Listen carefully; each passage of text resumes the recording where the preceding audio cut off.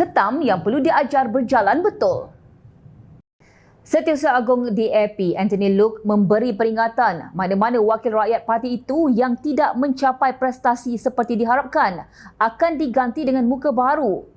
Menurutnya, penilaian dan prestasi menjadi petunjuk penting bagi memastikan wakil rakyat memberi perkhidmatan dengan penuh tanggungjawab dan bermanfaat kepada kawasan masing-masing. Anda telah diberikan amanah, diberikan peluang menjadi calon bagi pihak DAP. Jadi mesti buat yang sebaik mungkin.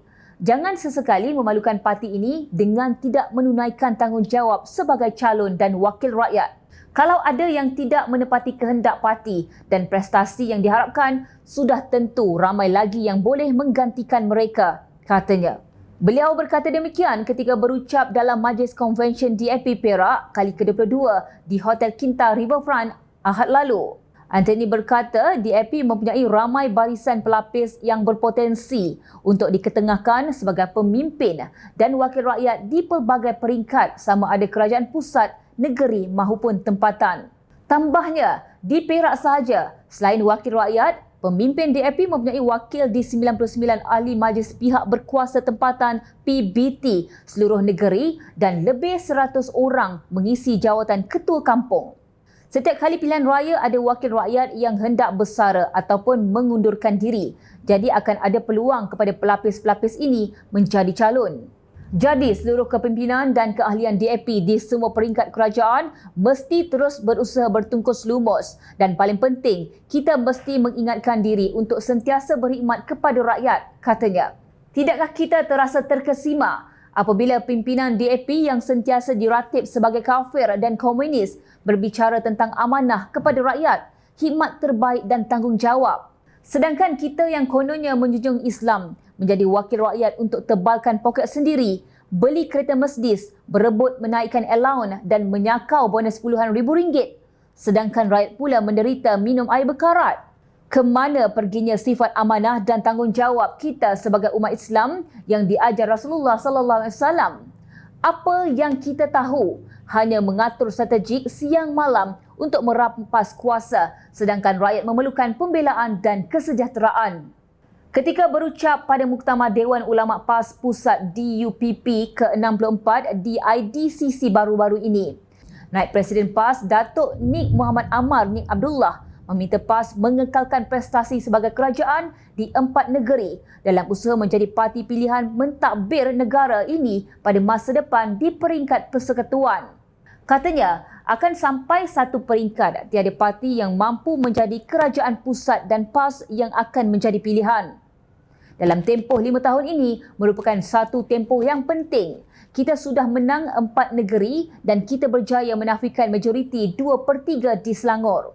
Ini adalah semua proses dan jika kita boleh membuktikan kemampuan mentadbir dengan lebih baik di 4 negeri, sudah pastinya akan menjadi model kepada dasar Islam yang kita bawa. Kita juga boleh memainkan peranan yang berkesan di Dewan Negeri, terutama di Selangor. Maka, pada pilihan raya akan datang adalah jelas PAS dan Perikatan Nasional PN merupakan pilihan jelas kepada pengundi, katanya lagi. Tahniah PAS atas kejayaan membolot kerusi dan merampas kuasa, sama ada secara demokrasi atau tebuk atap. Kami rasa amat berbangga sehingga ke hari ini kelihatannya Presiden PAS Tan Sri Abdul Hadi Awang masih meroyan untuk masuk melalui pintu belakang. Malah ketika ini, satu Malaysia sedang menantikan hukum hudud adakah akan terlaksana di Terengganu yang disapu bersih PAS baru-baru ini. Tiada halangan, tunggu apa lagi? Persoalan timbul, kenapa Tuan Presiden tidak pernah menulis di minda Presiden dengan pesanan agar wakil rakyat dan ahli parlimen PAS menunaikan amanah, memberi khidmat kepada rakyat dengan jujur dan bertanggungjawab terhadap rakyat di kawasan mereka sebagaimana yang dibuat Anthony Loke. Rasanya, jika berbuat demikian dengan dibawa pelbagai dalil, ia pasti lebih memberi kesan, tidak begitu Tuan Guru?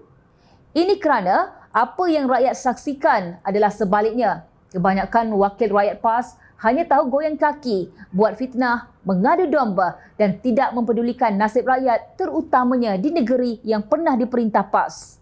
Sudahkah masalah banjir di Pantai Timur diselesaikan dengan bijaksana? Itulah dapat wang royalti dibelinya Mercedes-Benz sampai 14 biji dengan alasan Rasulullah pun guna kuda terbaik sebagai pemimpin. Perlu diingat, Rasulullah tidak akan sesekali membenarkan orang miskin kebuluran dan melarat, dan Rasulullah juga diangkat sebagai Al-Amin kerana amanahnya kepada semua golongan termasuk yang bukan Islam. Kenapa itu tidak dijadikan contoh?